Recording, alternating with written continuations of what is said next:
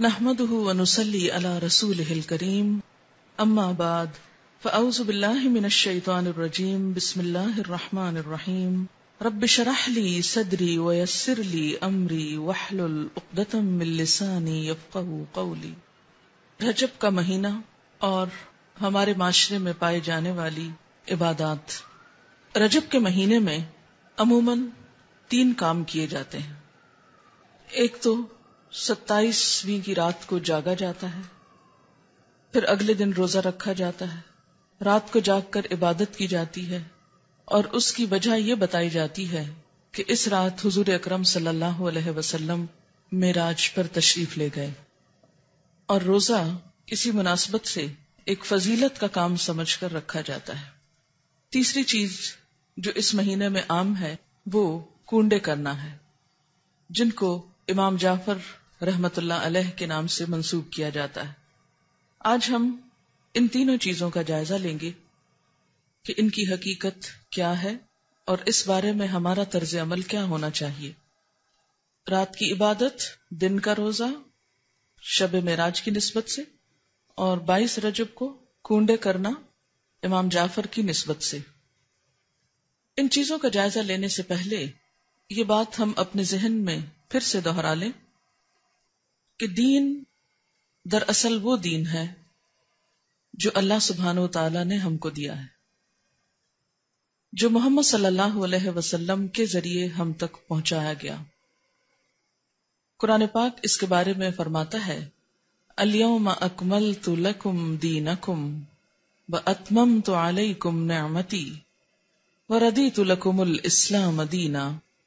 آج میں نے تمہارے لیے اپنا دین مکمل کر دیا، تم پر اپنی نعمت کو تمام کر دیا، اور تمہارے لیے دین اسلام کو پسند کر لیا۔ اس سے یہ بات پتہ چلتی ہے کہ دین نبی اکرم صلی اللہ علیہ وسلم کے زمانے میں ہی مکمل ہو گیا تھا۔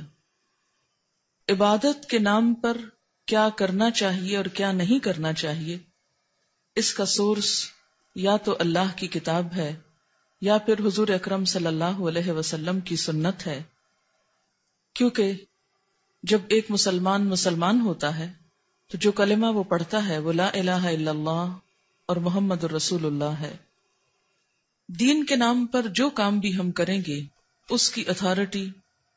انہی 2 ہستیوں کی طرف سے ملنی چاہیے۔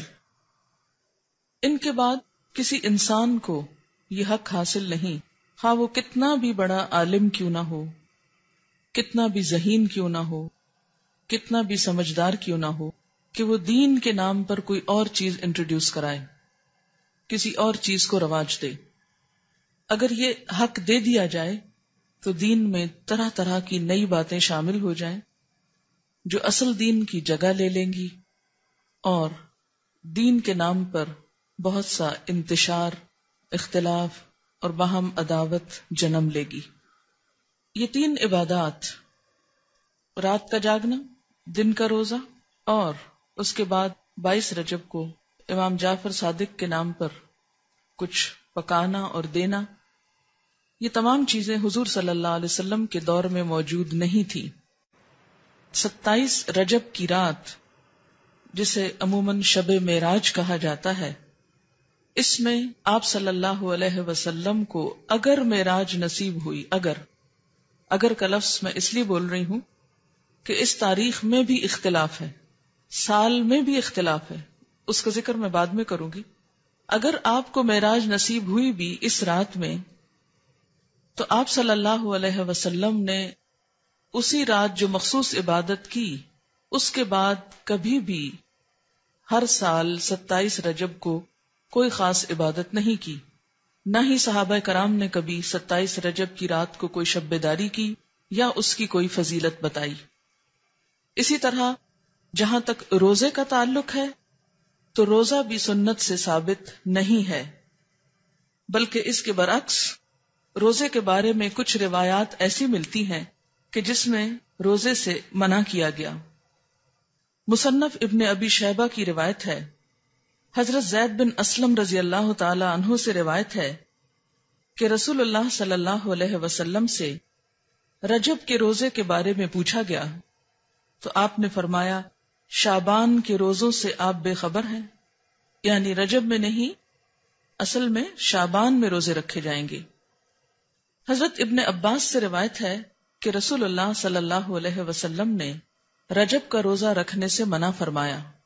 یہ ابن ماجہ کی روایت ہے۔ آپ نے کیوں منع کیا؟ اس لیے کہ یہ روزہ اسلام سے قبل رکھا جاتا تھا۔ دور جاہلیت میں رجب کے مہینے کی تعظیم کی جاتی تھی، عزت افزائی کی جاتی، اس لیے آپ نے اس رسم کو ختم کرنے کے لیے یا اس کے اتباع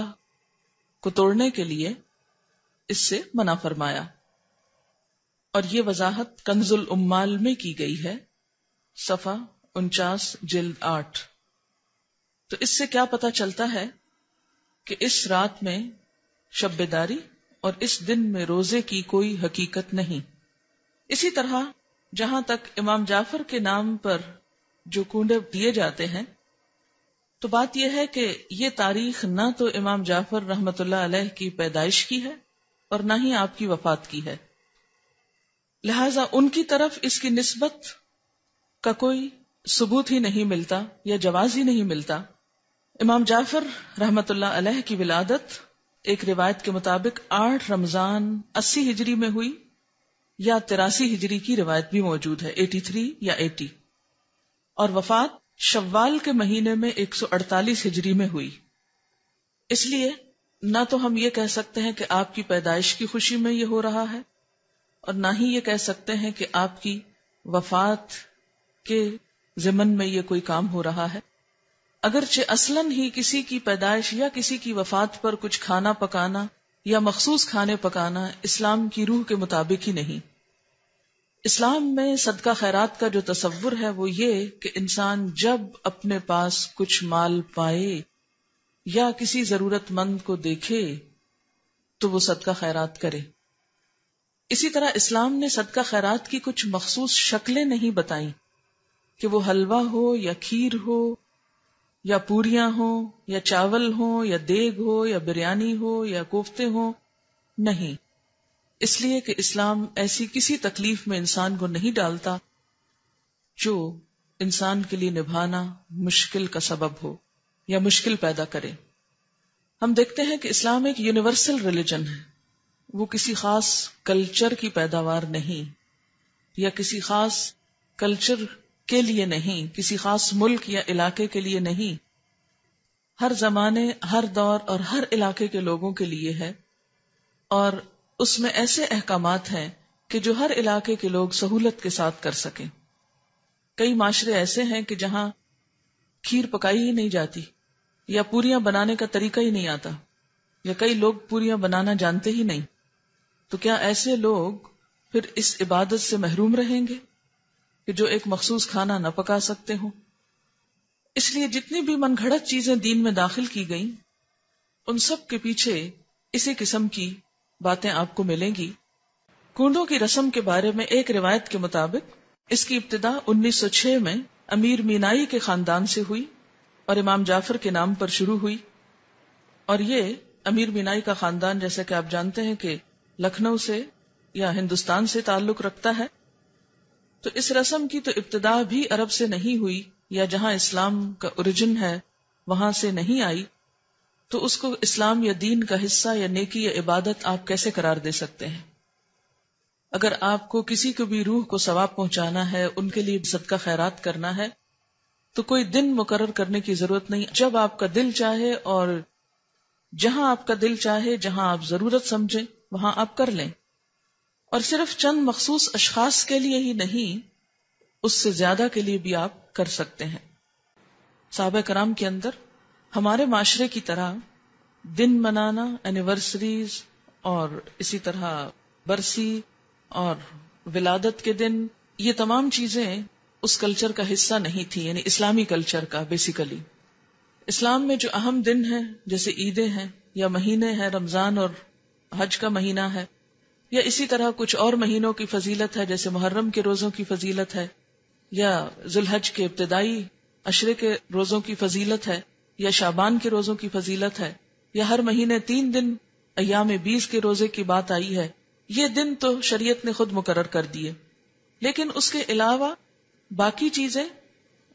بعد کے دور میں پیدا ہوئیں، ان کو دین کا حصہ بنا لینا اور ان کے اوپر اس طرح پابندی سے عمل کرنا جیسے نماز کی پابندی کی جاتی ہے، تو یہ دین میں نئی روایات پیدا کرنے کے برابر ہوگا۔ وآخر دعوانا ان الحمد للہ رب العالمین۔ سبحانک اللہم وبحمدک، نشہد ان لا الہ الا انت، نستغفرک ونتوب الیک۔ والسلام علیکم ورحمۃ اللہ وبرکاتہ۔